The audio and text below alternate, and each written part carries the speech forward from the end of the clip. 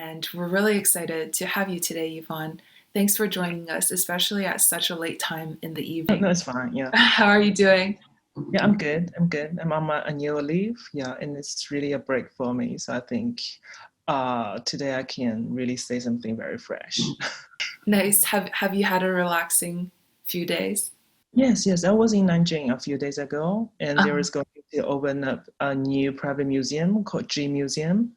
yeah, Yeah, which is also affiliated to a commercial property, a huge complex in the city. Yeah. I see. So it sounds like you're doing quite a bit of traveling and development work too. Yeah. Oh wow. And then but then on your annual leave, you're still on the road. Are you still traveling these days? Like just have some casual talk with friends and other people in this circle, I think. Yeah.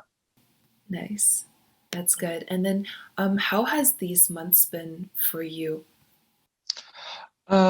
Actually, I think the real outbreak for me was on January the 22nd, when I was still in Shanghai, and certainly many people on the streets just started to wear masks. And we realized that it was something quite severe. And before then, I already started the very huge renovation project of La Marche Space, so of its building in 798, which occupies more than 2,000 square meters.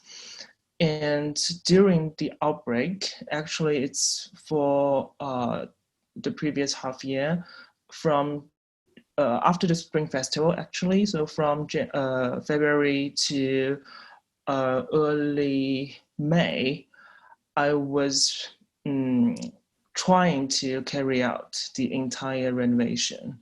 And finally, I just made it. So La Marche Space succeeded in opening, in the reopening by the end of May. And at that time, 798 also launched this year's Gallery Week in Beijing. So it's like almost like how to say the entire alliance of Mhm, different galleries in 798, and we mhm, just prepared to open together to mhm, make the voice that okay, everything is still going on. Yeah. mhm. Wow, that sounds like an eventful few months. And I remember seeing like a picture of you, a photo of you wearing a Yeah. really fashionable white mask. Yeah, that During mask the is actually from Japan. It's Yeah. very fashionable, and I'm glad that it's also protective. But I remember it was at the reopening of Long March Yeah. Space, right? Yeah. And what was the Yes. reopening like? Did you guys move spaces, or are you still in the? Yeah, actually, we are still in the same building. And Okay, previously, the building was the dining hall of the industrial zone, like right. communist days. Mhm. Yeah. And later, when it became 798 Art Zone, Lombard Space moved in around 2002. Yeah. And so in the past almost 20 years, it's growing by itself. But it's not that governed or planned. So last year, because Lamar Space decided to quit any kind of art fairs, and we are Mhm. focusing on developing our own platform and focus more on our artists' own practice. Because Lamar Space is representing a very comprehensive list of established artists from China, and most of them are in their 50s, or at least 40s and 50s. So when we're going to prepare for a solo show of any of them, it really costs time. So we want to focus more on that part of curatorial and research work. So we decided to quit art fairs, and the upgrade of our physical space is actually part of the work. Yeah, so I joined Lamar Space partly, like what people understand is that I joined for that program, and I think it's also very meaningful for me because I used to study some architecture.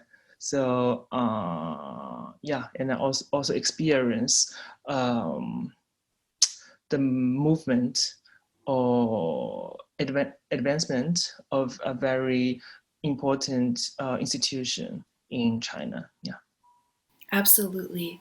And for some audience members that may not be that familiar, could you just explain a little bit about galleries who choose to participate in art fairs as in comparison to, for instance, how Long March now is not doing art fairs?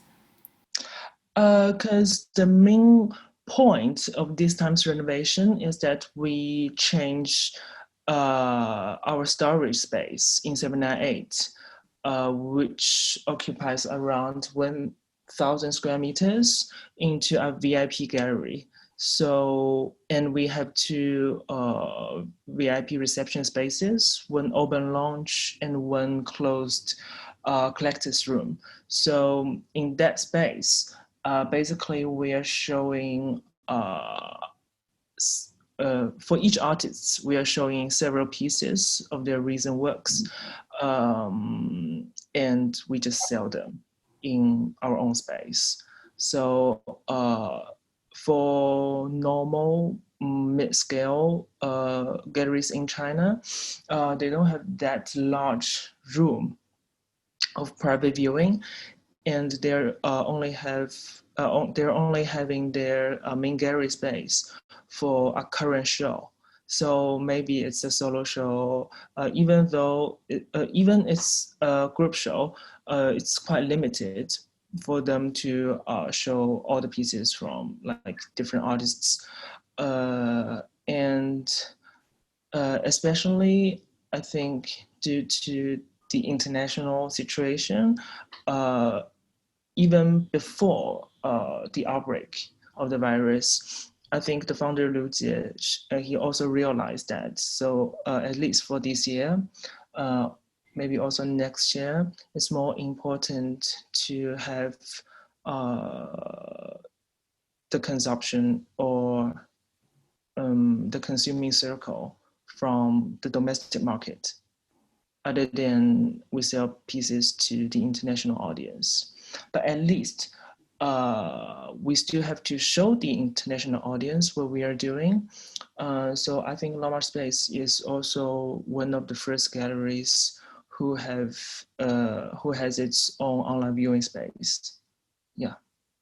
Yeah, I was going to ask about that because when you mentioned like VIP viewing rooms, so can people go in now or when will those be open? So our main gallery attached to the entrance hall, that one is open to the public and there is no admission fee. And for the VIP private viewing space, it's by appointment only. Yeah. I see, but those are open, so people could. They are also open. Yeah. Oh wow, okay. Yeah, and I saw the a lot of like announcements because for instance Freeze is canceled this year and so is like Basel for this season, as well as the art fair in Paris. But I saw that Westbund art fair in Shanghai is still happening this year in November. Yeah. But I also wonder, since my previous times attending, I realized that there's a lot of international guests. But then this year, probably a lot of the international guests won't be able to come to Shanghai, right? So what do you think that will look like in terms of like this year's So West? now, as far as I know, Westbound and Art 021, the two main art fairs in every year's autumn in Shanghai, are both still opening this year. Mhm. And I think it's in the second week of November this year. And we're also going to have some programs, except for art fair booths in Shanghai as well. And the thing is, I think most international galleries, they're still going to have their booth in China as long as they can pay for the shipment and all the logistics fees for the art fair. And the main point is to sell the pieces to the Chinese audience, other than like to invite more international audience to come. Mm. Do you think in previous years that was also the same goal, to sell to the domestic market? It's Because not. mm, I think it's not really the goal, but okay. it's the main like situation. It just happens. Mhm. Yeah, and westbound, the government side also prepared for a very sophisticated procedure for the domestic audience to buy works from Western galleries, but you still just have to pay RMB. Mhm. Other than other currencies, it's easier for the Chinese audience. Yeah. That's it for this episode of Beyond Codes and Aesthetics. If you like what you heard, you can subscribe to us on Apple Podcasts, Spotify, or wherever else you listen to your podcasts. Also, please take a moment to rate and review this podcast. It will help other listeners discover what we're doing. Beyond Codes and Aesthetics is produced by Kohei and Translations on Himalaya podcast by Will Jiang. Take care and see you next time.